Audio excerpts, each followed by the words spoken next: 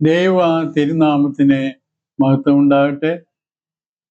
എന്നെ കേൾക്കുന്ന ഏവർക്കും കർത്താവായ യേശു ക്രിസ്തുവിൽ നിന്ന് കൃപയും സമാധാനവും ധാരാളമായി ലഭിക്കട്ടെ.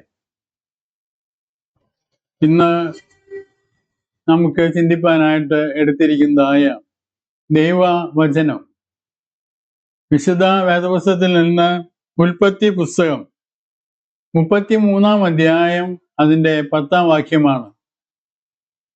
ഉൽപ്പത്തി പുസ്തകം 33-ാം അധ്യായം 10-ാമത്തെ വാക്യം. ഇതിൻ്റെ പശ്ചാത്തലം നാം വിവരിക്കുമ്പോൾ ഇവിടെ യാക്കോബ് തൻ്റെ സഹോദരനായ ഏശാവിനെ കണ്ടുമുട്ടുന്ന രംഗമാണ്. ദീർഘകാലം ആ സഹോദരന്മാർ അകന്ന് ജീവിച്ചു. പിന്നീട് അവർ കണ്ടുമുട്ടുകയാണ്. ആ കണ്ടുമുട്ടുന്ന സമയത്ത് യാക്കോബ് ഏശാവിനോട് പറയുന്ന ആ കാര്യമാണ് നാം ഇന്ന് ദൈവത്തിൻ്റെ വചനമായിട്ട് ഉൽപ്പത്തി പുസ്തകത്തിൽ രേഖപ്പെടുത്തിയിരിക്കുന്നത്, നാം ധ്യാനത്തിനായിട്ട് എടുക്കുന്നത്. എന്താണ് വചനത്തിൽ പറയുന്നത്? അതിനെ യാക്കോബ്, അങ്ങനെയല്ല, എന്നോട് കൃപയുണ്ടെങ്കിൽ എൻ്റെ സമ്മാനം എൻ്റെ കയ്യിൽ നിന്ന് വാങ്ങണമേ. ദൈവത്തിൻ്റെ മുഖം കാണുന്നത് പോലെ ഞാൻ നിന്റെ മുഖം കാണുകയും നിനക്ക് എന്നോട് ദയ തോന്നുകയും ചെയ്തുവല്ലോ. ഇവിടെ യാക്കോബ് പറയാണ്, ഏശാവിനോട് പറയാണ്, നിന്റെ മുഖം എങ്ങനെയാണ്? ദൈവത്തിൻ്റെ മുഖം കാണുന്നത് പോലെയാണ് എന്ന് പറയാം. ഈ വാക്യം നാം വായിക്കുമ്പോൾ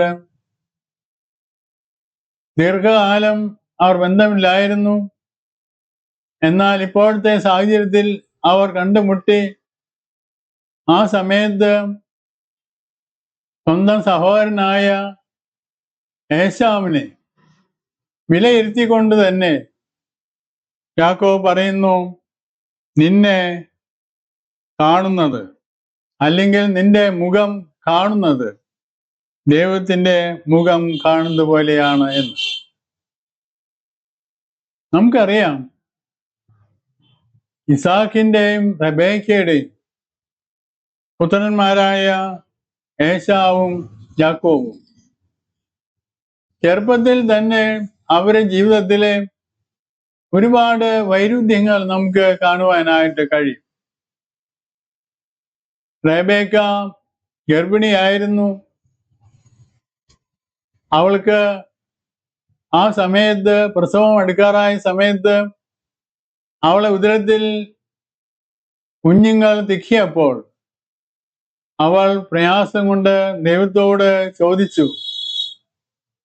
അപ്പോൾ ദൈവം അവളോട് പറയുകയാണ്, നിന്റെ ഉദരത്തിൽ വളരുന്നതായ 2 കുഞ്ഞുങ്ങൾ, അത് 2 ജാതികൾ, 2 വംശങ്ങൾ ആയി തീരും എന്ന് പറഞ്ഞു.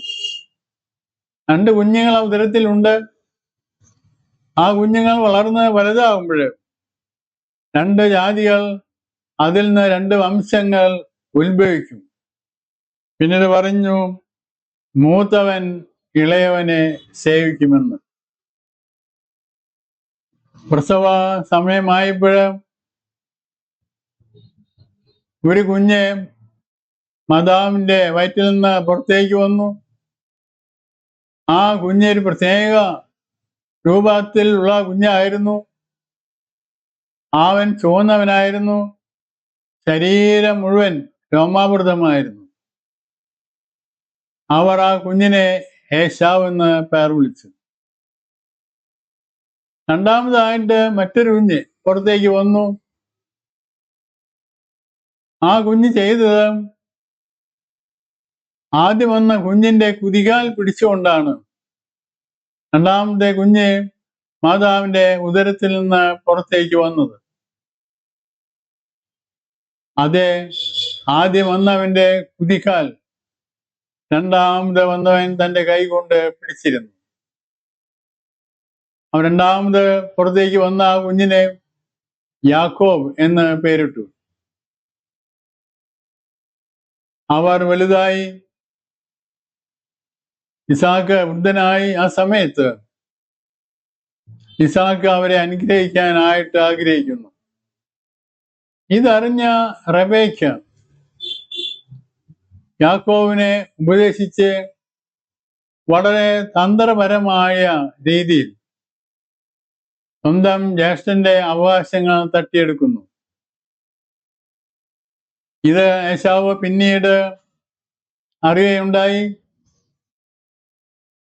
ഏശാവ് ഇതിൽ വല്ലാതെ ക്രുദ്ധനായി. അപ്പോൾ റെബേക്ക യാക്കോബിനോട് പറഞ്ഞു, നീ ഇവിടെ നിന്നാൽ ഇനി ശരിയാകുകയില്ല.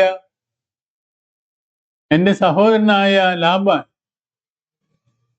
ആ ലാബാന്റെ അടുത്തേക്ക് നീ പോക എന്ന് പറഞ്ഞു.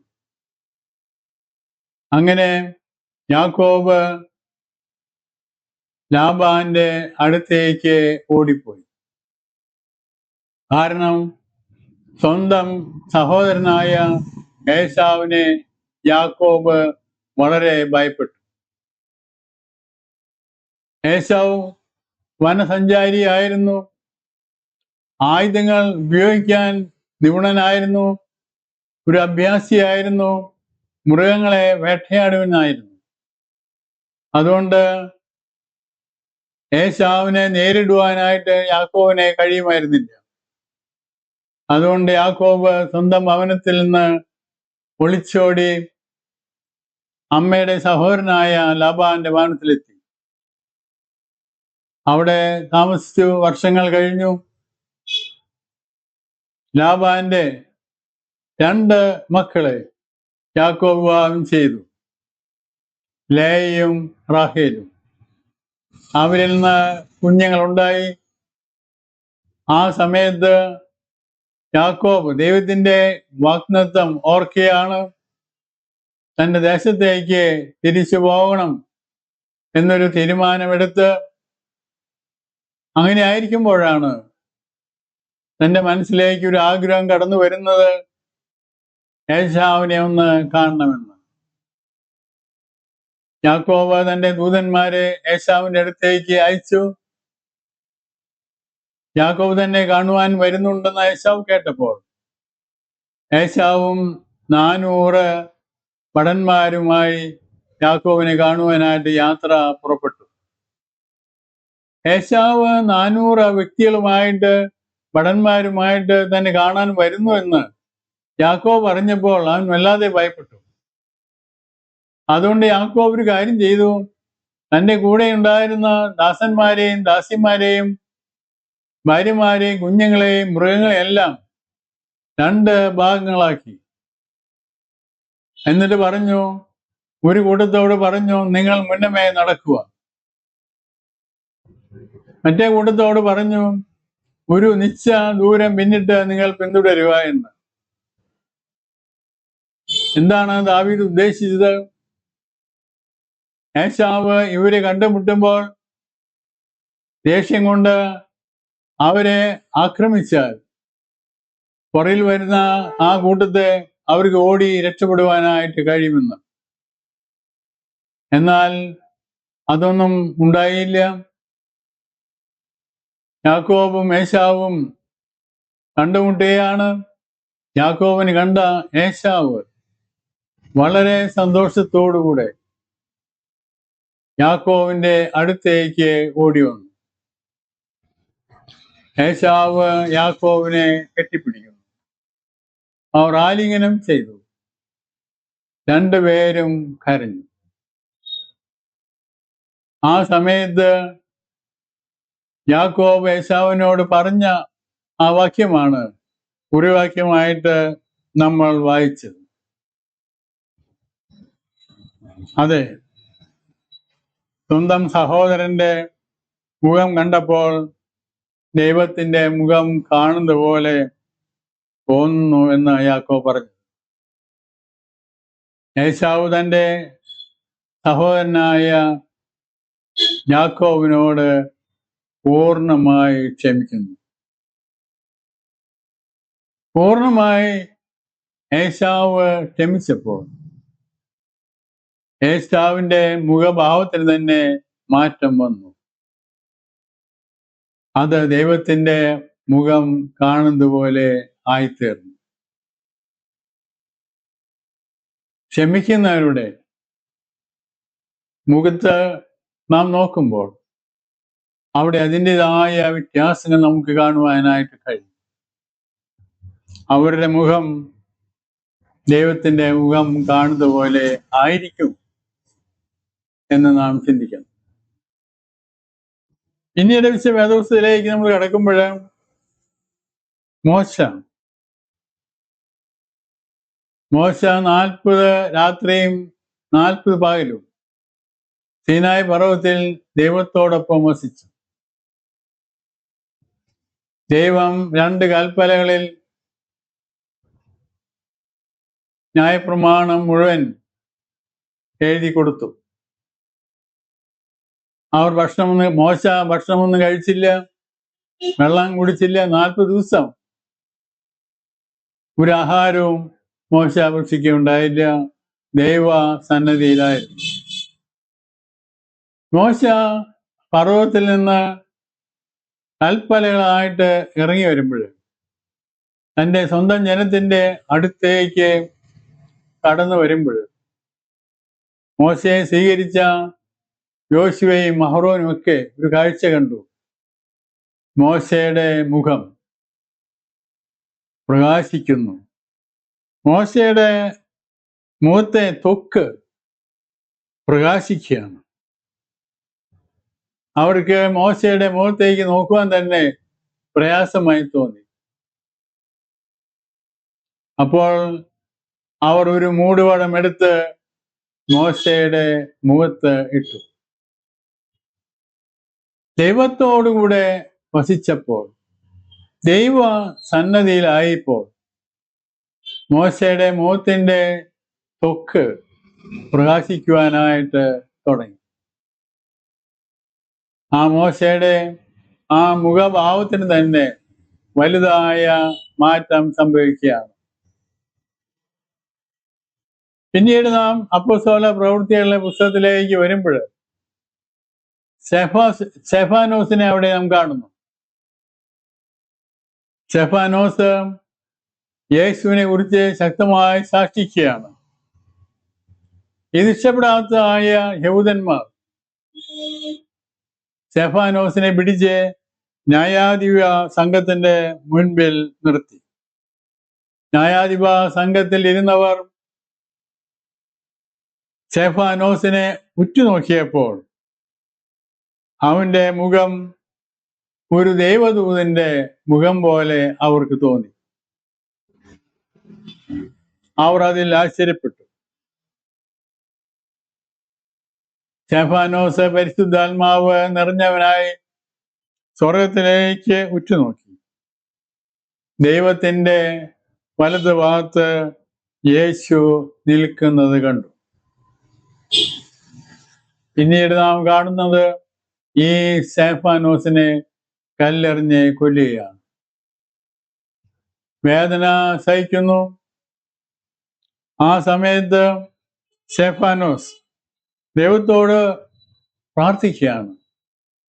സ്തെഫാനോസ് മുട്ടുകുത്തി ദൈവത്തോട് പ്രാർത്ഥിച്ചു, കർത്താവേ, അവർക്ക് ഈ പാപം നിർത്തരുത് എന്ന് ഉച്ചത്തിൽ നിലവിളിച്ചു. അവിടെ വലുതായ ക്ഷമ സ്തെഫാനോസ് കാണിക്കുകയാണ്. ആ അവസ്ഥയിൽ സ്തെഫാനോസ് ആയിരുന്നപ്പോൾ അവന്റെ മുഖം ഒരു ദൈവദൂതന്റെ മുഖം പോലെയായി തീർന്നു. എന്നെ കേൾക്കുന്ന പ്രിയജനമേ, നാം ദൈവത്തോടുള്ള ബന്ധത്തിൽ ആയിരിക്കുമ്പോൾ, നാം യഥാർത്ഥത്തിൽ ക്ഷമിക്കുമ്പോൾ നമ്മുടെ മുഖഭാവത്തിന് ഒരു വ്യത്യാസം വരും. ആ സത്യം നാം മനസ്സിലാക്കണം. നമ്മുടെ ഉള്ളിൽ എന്താണെങ്കിലും അത് മറച്ചു വെച്ച് നാം മറ്റുള്ളവരോട് പെരുമാറിയാലും നമ്മളുടെ മുഖം അത് വിളിച്ചു പറയും. യഥാർത്ഥത്തിൽ ക്ഷമിക്കുന്ന ഒരു വ്യക്തിയുടെ മുഖം, ദൈവസന്നിധിയിലായിരിക്കുന്നതായ വ്യക്തിയുടെ മുഖം, അതിന് അതിൻ്റെതായ ശോഭ ഉണ്ടാകുമെന്ന് ദൈവത്തിന്റെ വചനത്തിൽ പറയുന്നു. ഇവിടെ ഏശാവിന്റെ മുഖം ദൈവത്തിന്റെ മുഖം കാണുന്നത് പോലെ തീർന്നു. മോശയുടെ മുഖത്തെ ത്വക്ക് പ്രകാശിച്ചു. സ്തെഫാനോസിനെ കാണുമ്പോൾ ദൈവ ദൂതനെ പോലെ തോന്നി. അതെ, നാം ആരാണെന്ന് നമ്മളെ മുഖം വിളിച്ചു പറയും. നാം എന്തെല്ലാം മറച്ചു വെച്ചാലും നമ്മുടെ മുഖം സത്യം പ്രസ്താവിക്കും. നമ്മളെ കാണുന്ന വ്യക്തികൾക്ക് നമ്മൾ ആരാണെന്ന് തിരിച്ചറിയുവാനായിട്ട് സാധിക്കും. പ്രിയരെ, നമ്മുടെ മുഖം എങ്ങനെ ഇരിക്കുന്നു? നാം ചിന്തിച്ചു നോക്കിയിട്ടുണ്ടോ? അതെ, നമ്മുടെ മുഖം ശോഭയുള്ള മുഖമായി തീരട്ടെ. ക്ഷമിക്കേണ്ടവരോട് ക്ഷമിച്ച് ദൈവത്തോടുള്ള ബന്ധത്തിൽ നമുക്ക് ജീവിക്കാം. ദൈവം നമ്മെ അതിനായിട്ട് നമ്മെ ശക്തീകരിക്കട്ടെ, അനുഗ്രഹിക്കട്ടെ.